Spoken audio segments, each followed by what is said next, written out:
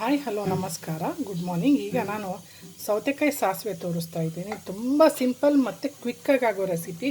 ರಸಮ್ ಆಗಲಿ ಯಾವುದೇ ಸಾಂಬಾರಾಗಲಿ, ಈಗ ಮಾಡೋಕ್ಕೀಗ ಸಾಂಬಾರು ಸಾರು ಏನೋ ಮಾಡೋಕ್ಕೆ ಬೇಜಾರಪ್ಪ, ಏನಾದರೂ ಎಮರ್ಜೆನ್ಸಿಗೆ ಕ್ವಿಕ್ ಆ್ಯಂಡ್ ಈಸಿಯಾಗಿ ಮಾಡೋವಂಥ ರೆಸಿಪಿ ಅಂದರೆ ಸೌತೆಕಾಯಿ ಸಾಸಿವೆ. ತುಂಬಾ ರುಚಿಯಾಗುತ್ತೆ. ಒಮ್ಮೆ ಮನೇಲಿ ಟ್ರೈ ಮಾಡಿ ನೋಡಿ.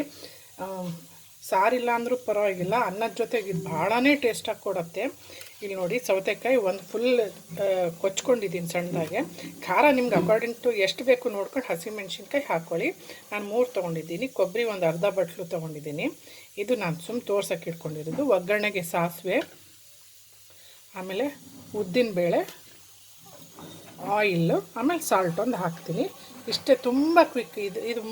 ಇವೆರಡೂ ರುಬ್ಕೊಂಡ್ಬಿಟ್ರೆ ಮುಗೀತು. ಇದಕ್ಕೊಂದು ಸ್ವಲ್ಪ ಸಾಸಿವೆ ಆ್ಯಡ್ ಮಾಡ್ತೀನಿ, ಅಷ್ಟು ಬಿಟ್ಟರೆ ಎಲ್ಲನೂ ಹಾಕಿ ಮಿಕ್ಸ್ ಮಾಡೋದು, ಅಷ್ಟು ಬಿಟ್ಟರೆ ಇನ್ನೇನೂ ಇಲ್ಲ ಇದರಲ್ಲಿ. ತುಂಬಾ ಟೇಸ್ಟಿ ಆಗುತ್ತೆ. ದಯವಿಟ್ಟು ಮನೇಲಿ ಒಮ್ಮೆ ಈ ರೆಸಿಪಿನ ಟ್ರೈ ಮಾಡಿ ಕಮೆಂಟ್ ಬಾಕ್ಸಲ್ಲಿ ತಿಳಿಸಿ ಹೇಗಾಗಿತ್ತು ಅಂತ. ಓಕೆ, ತೋರಿಸ್ತೀನಿ ನೆಕ್ಸ್ಟ್ ಸ್ಟೆಪ್ಪು. ಇಲ್ಲಿ ನೋಡಿರಿ, ಅರ್ಧ ಬಟ್ಲು ಕೊಬ್ಬರಿ, ಹಸಿಮೆಣ್ಸಿನ್ಕಾಯಿ, ಇದರಲ್ಲಿ ಒಂದು ಸ್ವಲ್ಪ ಸಾಸಿವೆ ಆ್ಯಡ್ ಮಾಡ್ತೀನಿ, 1/4 ಸ್ಪೂನ್ ಅಷ್ಟು.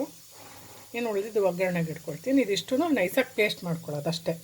ಪೇಸ್ಟ್ ಮಾಡಿ ಎಲ್ಲನೂ ಒಟ್ಟಿಗೆ ಮಿಕ್ಸ್ ಮಾಡಿಬಿಟ್ರೆ ಆಯಿತು. ಒಗ್ಗರಣೆಗೆ ಒಂದು ಸಾಸಿವೆನೂ ಉದ್ದಿನಬೇಳೆ ಒಗ್ಗರಣೆ ಕೊಟ್ಟರೆ ಆಯಿತು. ತೋರಿಸ್ತೀನಿ. ಓಕೆ ಗೈಸ್, ನೋಡಿ, ಸಾರಿ, ನೈಸ್ ಪೇಸ್ಟ್ ಮಾಡ್ಕೊಂಡಿಲ್ಲ, ತೆರಿಯಾಗಿ ಮಾಡ್ಕೊಂಡಿದ್ದೀನಿ. ಈಗೆಲ್ಲ ಒಗ್ಗರಣೆ ಕೊಟ್ಟು ಹಾಗೆ ಎಲ್ಲ ಮಿಕ್ಸ್ ಮಾಡ್ಕೊಳ್ಳೋದು ಅಷ್ಟೇ. ಓಕೆ, ಒಗ್ಗರಣೆಗೆ ಇಟ್ಟಿದ್ದೀನಿ. ಆಯಿಲ್ ಒಂದು ಸ್ಪೂನ್ ಹಾಕ್ಕೊಂಡಿದ್ದೀನಿ. ಸಾಸಿವೆ, ಉದ್ದಿನಬೇಳೆ, ಆಫ್ ಮಾಡ್ಕೊಂಬಿಡಿ. ಇಷ್ಟು ಹಾಕಿದ ತಕ್ಷಣ ಕರ್ಟೋಗ್ಬಿಡತ್ತೆ ಇಲ್ಲಿದ್ರೆ. ಆಮೇಲೆ ಹಿಂಗು ಆಫ್ ಮಾಡಿದ್ಮೇಲೆ ಹಿಂಗೆ ಆ್ಯಡ್ ಮಾಡಿ. ಓಕೆ, ಸೌತೆಕಾಯಿ ಹಾಕ್ಕೊಂಡಿದ್ದೀನಿ. ಸಾಲ್ಟ್ ಹಾಕ್ತಿದ್ದೀನಿ, ಉಪ್ಪು ನೋಡ್ಕೊಂಡು taste according to your taste ನೋಡ್ಕೊಂಡು ಹಾಕ್ಕೊಳ್ಳಿ.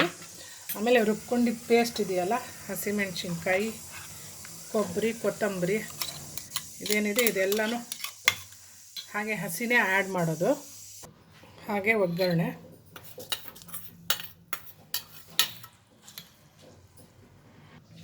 ಓಕೆ ಗೈಸ್, ಇಷ್ಟೇ. ಇದು ಎಲ್ಲ ಮಿಕ್ಸ್ ಮಾಡಿಬಿಟ್ರೆ ಆಯಿತು. ಸೌತೆಕಾಯಿ ಸಾಸಿವೆ ರೆಡಿ. ಸಾರು, ಸಾಂಬಾರು, ರಸಮ್ ಏನೂ ಇಲ್ಲ ಅಂದ್ರೂ ಕ್ವಿಕ್ಕಾಗಿ ಇದು ಮಾಡ್ಕೊಳ್ಳೋ ಅಂಥ ರೆಸಿಪಿ ಇದು. ತುಂಬ ಅಂದರೆ ತುಂಬ ಟೇಸ್ಟಾಗಿರುತ್ತೆ ಅನ್ನದ ಜೊತೆಗಂತೂ. ಇದು ಒಮ್ಮೆ ಮಾಡ್ಕೊಂಡು ನೋಡಿ. ಹಾಗೆ ಇಷ್ಟ ಆದರೆ ಈ ರೆಸಿಪಿ ಲೈಕ್ ಕೊಡಿ, ಇಷ್ಟ ಆಗಿಲ್ಲ ಅಂದರೆ ಡಿಸ್ಲೈಕ್ ಕೊಡಿ. ಆದರೆ ಒಮ್ಮೆ ಮನೇಲಿ ಮಾಡ್ಕೊಳ್ಳೋದು ಮಾತ್ರ ಮಿಸ್ ಮಾಡ್ಕೋಬೇಡಿ. ತುಂಬಾ ಟೇಸ್ಟಾಗುತ್ತೆ. ಬೇಕು ಅಂದರೆ ಇದಕ್ಕೆ ಮೊಸರು ಕೂಡ ಆ್ಯಡ್ ಮಾಡ್ಕೋಬೋದು. ಇಷ್ಟೇ recipe. Okay, take care, bye guys.